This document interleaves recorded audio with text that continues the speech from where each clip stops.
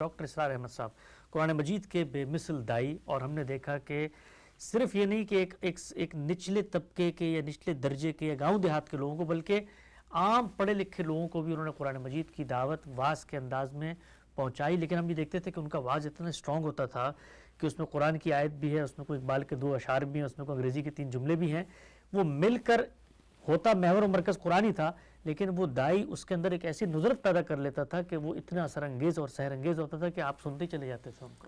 ان کی میں نے بھی مثال دی تھی، میں نے عرض کیا تھا کہ اس میں کوئی شبہ نہیں، لیکن وہ ایک بڑے معلم تھے بنیادی طور پر۔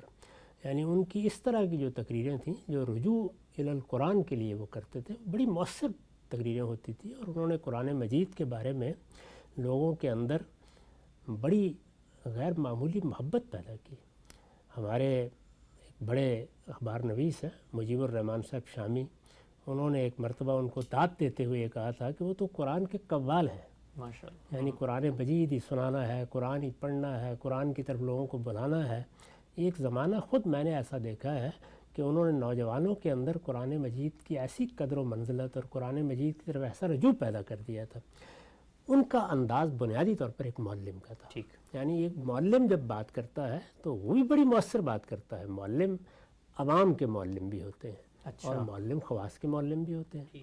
وہ معلمین جو مثال کے طور پر ہمارے مدارس میں یا ہماری درسگاہوں میں دانشگاہوں میں پڑھاتے ہیں، وہ خواص کے معلم ہوتے ہیں، وہاں طالب علم ہونا چاہیے۔ وہ خواص کے بھی معلم تھے، اس میں کوئی شبہ نہیں کہ طالب علموں کو بھی وہ کوئی چیز سمجھانا چاہتے تھے تو بہت اچھے طریقے سے سمجھاتے تھے، اس کے مقدمات قائم کرتے تھے۔ میں نے بعض موقعوں پر دیکھا ہے کہ انہوں نے جو اپنے لیے تقریر کے نوٹس بنائے ہوتے تھے، اس پہ تصویریں بنی ہوتی تھیں، اچھا، اس میں بہت گراف بنے ہوتے تھے، یعنی وہ پوری طرح ایک منظم طریقے پر وہ بات کرتے تھے، اور ایک ایک چیز کے بارے میں یہ متعین کرتے تھے کہ یہاں مجھے یہ بات کرنی ہے، یہاں مجھے یہ بات کرنی ہے۔ اب یہ دیکھیے نا کہ آدمی کے باطن میں اگر صفائی موجود ہے اور اس کو اللہ تعالیٰ نے صلاحیت بھی دی ہے اور ذوق بھی دیا ہے، تو اس کے نتیجے میں یہ چیزیں آپ اکٹھے کیا ہے، لیکن اس کے بعد جو چیزیں پیش کرتے تھے، غلطی کوتاہی ہر آدمی سے ہوتی ہے۔ اس میں اگر بنیادی کانٹینٹ آپ دیکھیں تعلیم کا تو اللہ کی کتاب ہے، اللہ کی کتاب کے بعد اگر کوئی چیز ہے تو مستند روایات ہے، یعنی یہ نہیں ہے کبھی کسی موقع پر کوتاہی ہو گئی، وہ ایک بالکل الگ چیز ہے، لیکن بالعموم اس کا جتنا بھی کانٹینٹ تھا ان کے اس واعظ کا یا ان کی گفتگو کا یا ان کی تعلیم کا، اس میں یہی چیزیں ہوتی تھیں۔ پھر اس کے بعد ان کی اپنی ایک انڈرسٹینڈنگ بھی تھی۔ معلمین کے معاملے میں آپ یہ نہیں کر سکتے کہ ان کی انڈرسٹینڈنگ سے آپ غیر متعلق کر دیں۔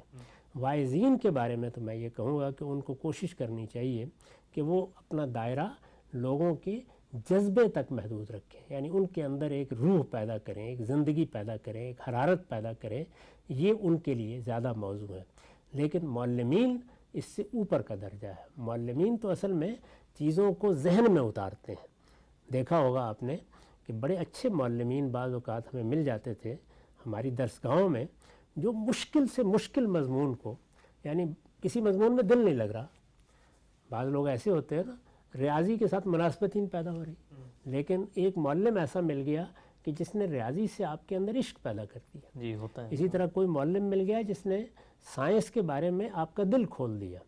مجھے خود اس کا تجربہ ہوا ہے کہ کسی علم کے ساتھ مناسبت نہیں ہے، لیکن کسی اچھے استاد نے اس علم کو اس طریقے سے پیش کیا یا اس طریقے سے پڑھایا کہ اس علم کے سوا کسی اور چیز کی طرف دلچسپی لینا مشکل ہو گیا۔ تو یہ چیز بعض اوقات معلمین میں ہوتی ہے۔ تو میں نے عرض کیا کہ یہ ایک تو واعظین ہے، اس کے بعد جو معلمین ہیں یہ عوام کے بھی ہوتے ہیں، خواص کے بھی ہوتے ہیں۔ اچھا، اور عوام کے معلمین جو ہیں ان میں وہ سب خوبیاں ہوتی ہیں جو آپ نے بیان کی ہیں، یعنی ظاہر ہے کہ وہ اپنے مخاطب کو اس کی نفسیات کے لحاظ سے وہ کن چیزوں سے دلچسپی لیتا ہے، اس میں شعر بھی ہوگا، اس میں واقعہ بھی ہوگا، اس میں حالات بھی ہوں گے، اس میں ان کے اپنے بعض زندگی کے تجربات بھی ہوں گے، وہ ساری چیزیں مل جاتی ہیں تعلیم میں۔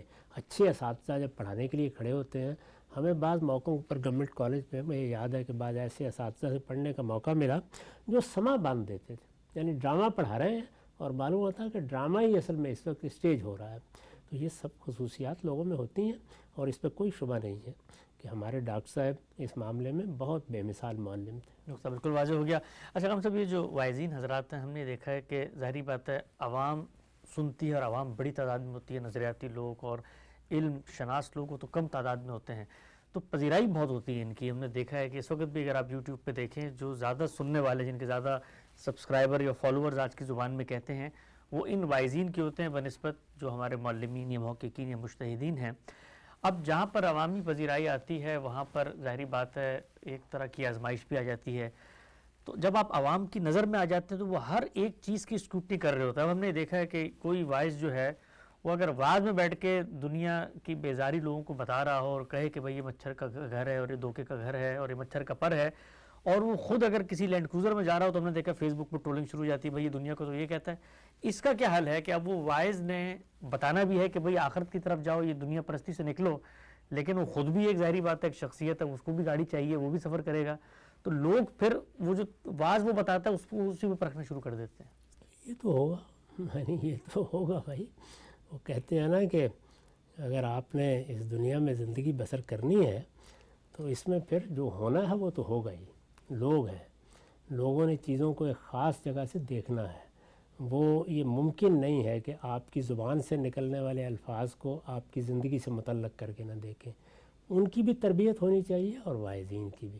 واعظین بھی بعض اوقات جب جوش خطابت میں کوئی بات بیان کرنا چاہتے ہیں تو وہ ان حدود سے تجاوز کر جاتے ہیں جو حدود اللہ نے بیان کر دی ہیں.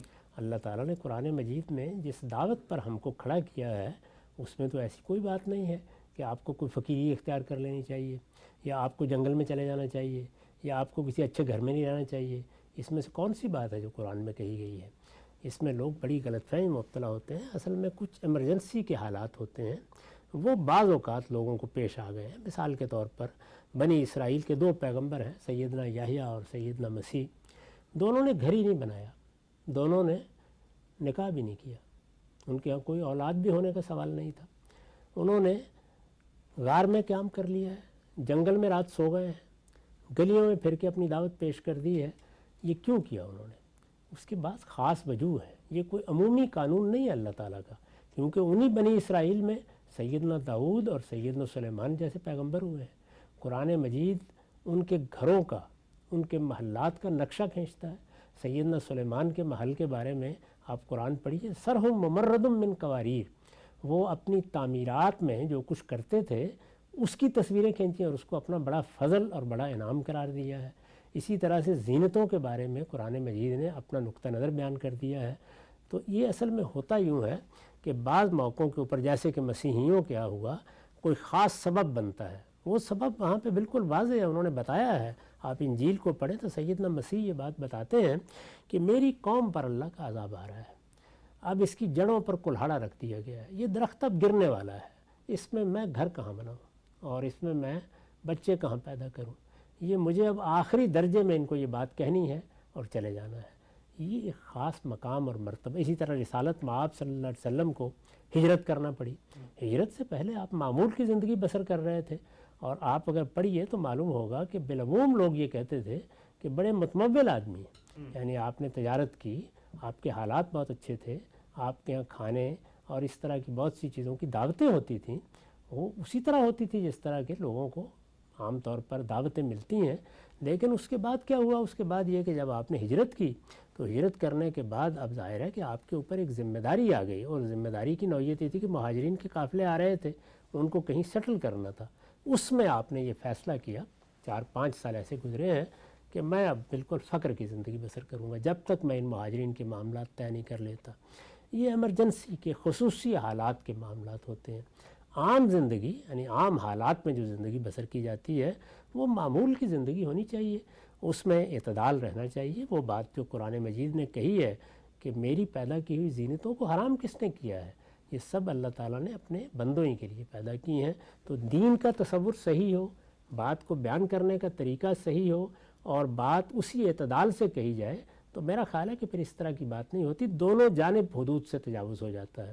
یعنی بعض لوگوں کو جب اللہ تعالیٰ کچھ فراخی دیتا ہے تو وہ اس فراخی سے فائدہ اٹھانے میں بھی حدود سے تجاوز کر جاتے ہیں، اور جو لوگ ان کی بات سن رہے ہوتے ہیں ان کو جب بات سننے کو ملتی ہے تو ان کی کوشش یہ ہوتی ہے کہ گویا یہ تو فقر کی دعوت ہے جو ہمیں دی جا رہی ہے.